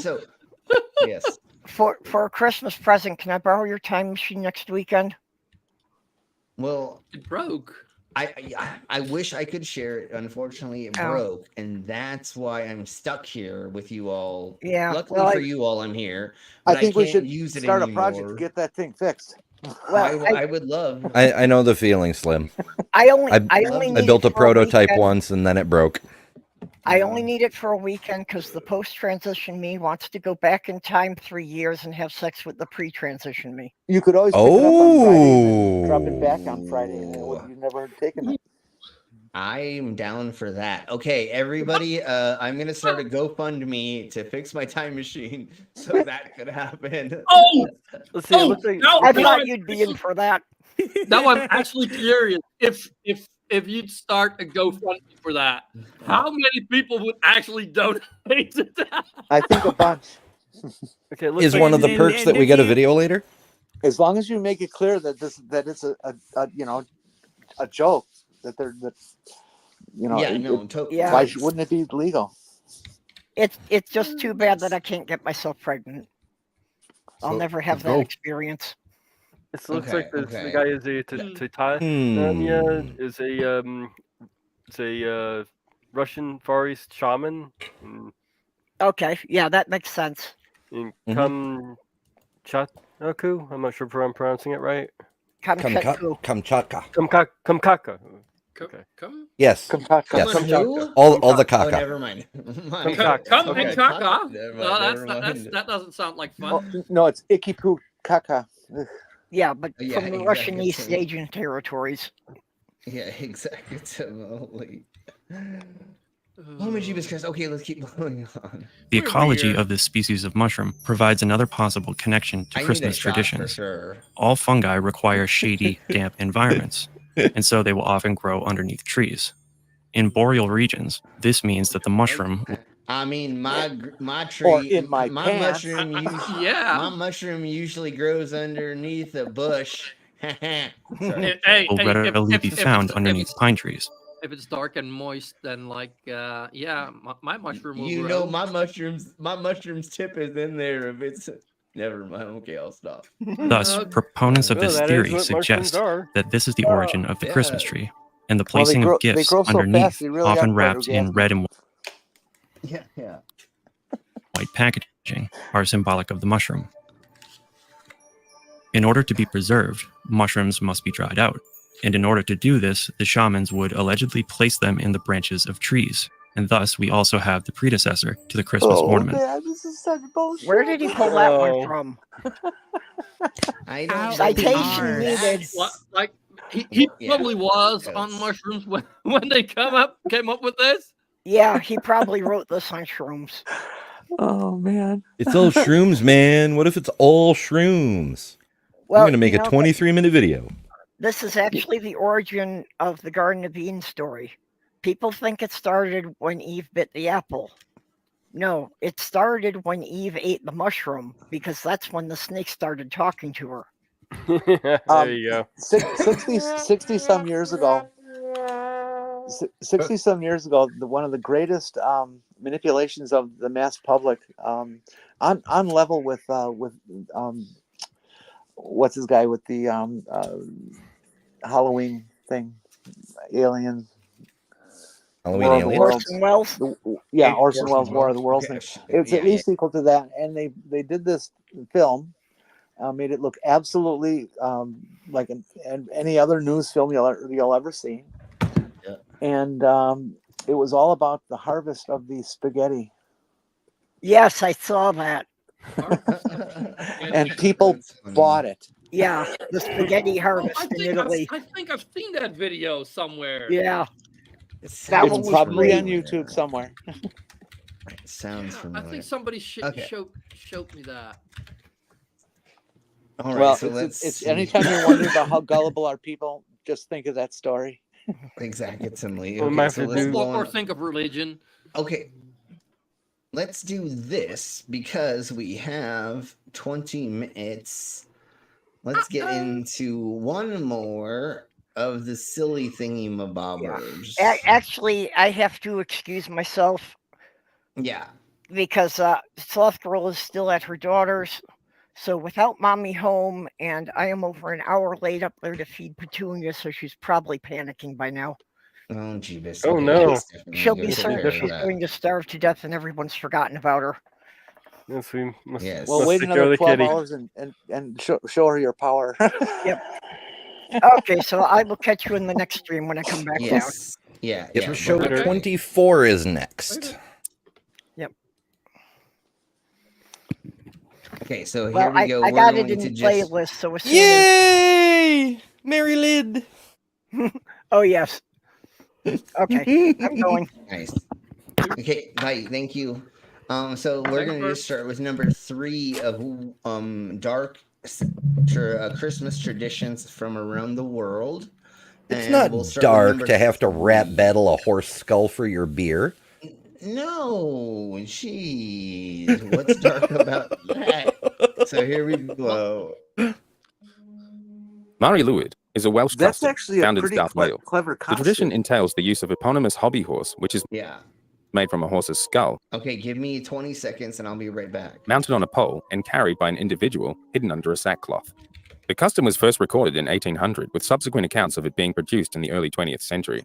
According to these, the Mari Lwyd was a tradition performed at Christmas time by groups of men who would accompany the horse on its travels around the local area, and although the makeup of such groups varied, they typically included an individual to carry the horse, a leader, and individuals dressed as stock characters such as Punch and Judy. The men would carry Mari Lwyd to local houses where they would request entry through song. The householders would be expected to deny them entry, again through song, and the two sides would continue their responses to one another in this manner.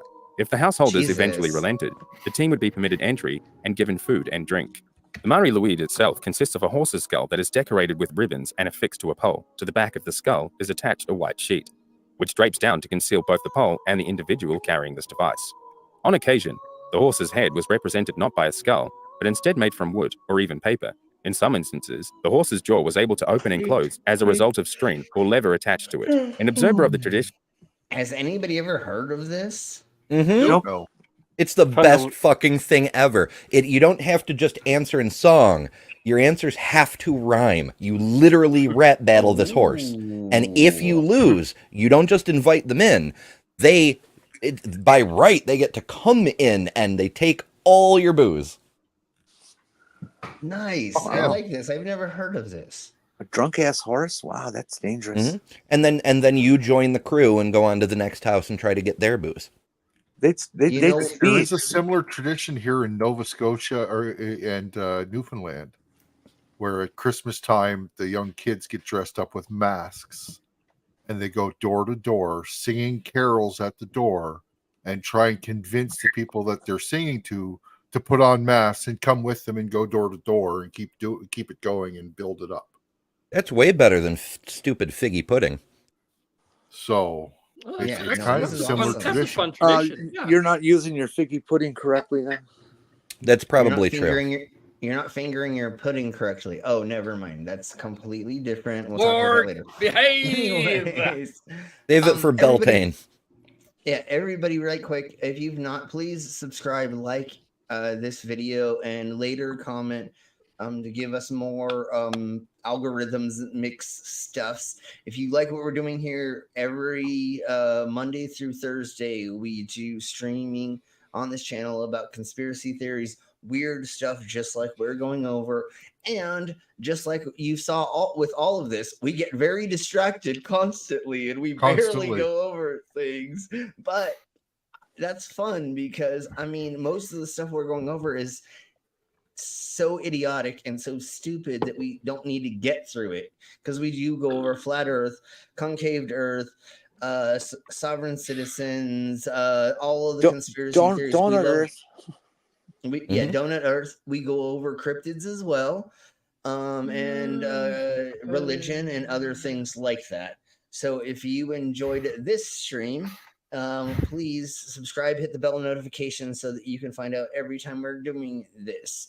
And now, speaking of that, let's blow on. This had to do with something to drink, right, Slim? Wait, Are we this drinking? would be a hell of a thing. Oh, give me 5 seconds.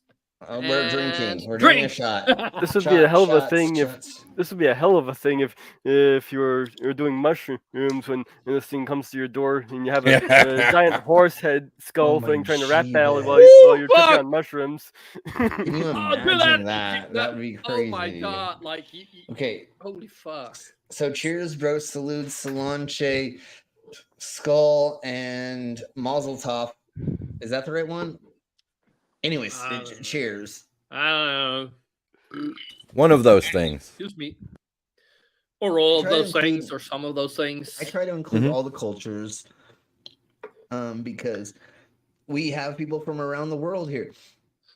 So we like to include everyone. So here we blow. Let's keep going. As it was performed during the 19th century, noted the preparation for the activity was a communal event, with many locals involving themselves in decorating of the Mari Luit. Yeah, Superior Bar Crawl. Frau Perchta is a witch who comes to see who has been naughty or not. Mom? Oh, never mind. She slits the bellies of the bad children and stuffs their corpses with straw. Perchta, Yes, or I dated your Berchta, mom. was once known as a goddess in Alpine paganism in the Upper it. German and Austrian regions of the Alps. In some descriptions, Perchta has two forms. She may appear either as beautiful and white. It almost looks like Baba Yaga. She said I was better than you. In some, there's a lot of similarities. The whole, I mean, you know how many forms of paganism gave the crone form of humanity a very particular goddess-like role. Yeah. But yeah, there's a lot of carryover. Like there's a tremendous amount of knowledge and wisdom, revenge against men, because a lot of the old cultures were matriarchal or at least neutral-ish. And then when the patriarchal empires came through, they weren't happy. Yeah, I imagine. That makes sense. Mm-hmm. So really quick, who is after us? That is almost a doctor. Yeah, almost a doctor. That's his name. Yeah. Okay. No. For people that are not following through the playlist, I've dropped Linky in the. Oh yeah, I just almost a doctor. I'm sorry. Okay, so there is the right of the screen right now, there is the playlist that's where already it should be showing that on your YouTubes. I don't know what device you're using, but most devices should show that. So go to the next person, or if you just click the playlist. If not, Brainless put the playlist link down here, I think, or their just playlist link to the next stream. So actually, your playlist link is going to number 25, which is Pocket Locker, starting at what is it? What? Why is that? How is that possible? Because I don't know. It's a Q&A. Interesting. Yeah. Anyways, it's fine. It's fine. We will get that figured out in just a second. Everybody go to the next person, obviously. Let's keep blowing on with this so we can get through this by the time our time has ended. Descriptions. Perchta has two forms. She may appear either as beautiful and white and snow like her name, or as elderly and haggard. In many old descriptions, I love how there's Perchta the ebb had and one flow. large It's foot, either really sometimes called a horrible or goosefoot really or swan beautiful. foot. What In the the Tyrol, fuck? she appears as a little old woman with a very wrinkled face, bright lively eyes, and a long hooked nose. Her hair is disheveled, her garments tattered and torn. Perchta emerged. But that's like so like never mind. From an amalgamation of Germanic and pre-Germanic, probably Celtic traditions of the Alpine regions after the migration period in the early Middle Ages. Initially, Probably Perchta was the Celtic. upholder of cultural taboos, Yeah. such as the prohibition against spinning on holidays. In the folklore of Bavaria and Austria, Perchta was said to roam the countryside at midwinter and to enter homes during the 12 days between Christmas and Epiphany. She would know whether the children and young servants of the household had behaved well and worked hard all year. And if they weren't, she would They take them worked away hard. to make them child slaves somewhere else or something. Like, what is going on anymore? Anyways, Yeah, look at all these little slaves. And we kind of delved into that earlier about if there wasn't gold put in or whatever, then you would be sold off. But what's even even worse about that is it's the parents saying, "Oh, you were good enough, so I'm going to put a little bit of gold in here so that I didn't sell you as a slave." But anyways, let's keep going on. It's just blackmail. If they had, they might find a small silver coin the next day in a shoe or pail. If they had not, she would slit their bellies open, remove their stomach and guts, and stuff the hole with straw and pebbles. Because that's what you do to children. Was particularly concerned to see that girls had spun the whole of their allotted portion of flax or wool during the year. She would also slit people's bellies open and stuff them with straw if they ate something on the night of her feast day, other than the traditional meal of fish and gruel. The cult of Perchta, under which followers left food and drink for Frau Percht and her followers in the hope of receiving wealth in abundance, was commended in Bavaria in 1468. Later, canonical and church documents characterized Perchta. 1468 is when this has happened. Jesus. Bavaria in 1468. Later, canonical and church documents. Freaking Christianity is a trip. That's the problem with kids today. We don't gut them and stuff their stomachs with straw. I don't think that's a problem. How are they going to learn if we don't do that? Duh. I mean, what kid hasn't? Never mind. Are you serious? I can't do that anymore? Yeah. Just like I watch like a bunch of the police stuff and people getting arrested because I'm lame. And there was this one lady. She's like, "What? I can't beat my kids?" And you're like, "Oh my Jesus! God damn it! Do you not know how the world works anymore?" Or like, fuck. I'm sure I would love to discuss your educational methods sometime, but don't stuff your kids with straw. Don't stuff your kids with straw, especially in their belly. Today, in Austria particularly, where she is said to wander through Hohensalzburg Castle in the dead of the night, the Perchten are still a traditional part of holidays and festivals such as the Carnival Fastnacht. The wooden animal masks made for the festivals are today called Perchten. See, I didn't know about this either, really. And I know about Fastnacht Day. Krampus! Woohoo! They firebombed Dresden on Fastnacht. Yeah. That Fastnacht Day in Pennsylvania, Krampus, from the German word meaning cock, is a horned anthropomorphic demon-like figure that originates in the central and eastern alpine folklore of Europe, which predates Christianity. In traditional parades around December the 5th, young men dress up as the horned demon and attempt to scare the audience with their masks. Although Krampus appears in many variations. So this is this is the yin and yang version. So there was Saint Nicholas, who was the good, the pure version, right? That gave the kids treats and thanks for being good. And then Krampus was the evil version, which would whip you with this weird gathering of sticks. And then in most traditions, they had a wicker basket on their back, and they would steal the children and put them in there and then steal them away. And I don't know what happens after that. And I don't know what happens after he steals your children. The Krampus would eat them. Yeah, okay. And the weird long tongue thing. He'll put them in there fucking... in his basement. Oh no, that's versions seem to vary. The the Swiss take it was a thing. Go ahead. It was a different critter. They called it the Bergen, which was a normal looking dude who carried the sack for Father Christmas. But if the children were bad, then the Bergen would take them, put them in the sack, and they'd just never be seen again. I bet that was probably a precursor to Krampus. Separate tradition, as best I can ascertain. But sure. Yeah, and remember, more aligned with the Dutch version of. Remember, the world is huge, so there's a gazillion and a half versions of fucking everything, literally. You know what I'm saying? Like, there's so many different places, so many different little towns, blah blah blah, that you're gonna get so many variations of traditions, especially when they were all oral, right? Before they were written down, before they were put in books, or exactly. And I just wanted to say oral one more time before we ended the stream. So let's blow on for the rest of this, because we do have 5 more minutes, and I'm going to play this for 2 more minutes, and then we are going to end it with, of course, our favorite song in the world. Most share some common physical characteristics. He is usually hairy, brown or black, and has the cloven hooves and horns of a goat. His long pointed tongue lolls out, and he has fangs. Krampus carries chains thought to symbolize the binding of the devil by the Christian church. He thrashes the chains for dramatic effect. The chains are sometimes accompanied with bells of various sizes. Of more pagan origins is the root, a bundle of birch branches that Krampus carries and with which he occasionally swats children. The birch branches are replaced with a whip in some representations. Sometimes Krampus appears with a sack or a basket strapped to his back. This is to card off evil children for drowning, eating. And there's the card off evil children. And that's all that I wanted to get to. So thank you all very much for being here. Y'all are amazing. Monday through Thursday, 3:30 Mountain Standard Time in the Americas is when we do our streams.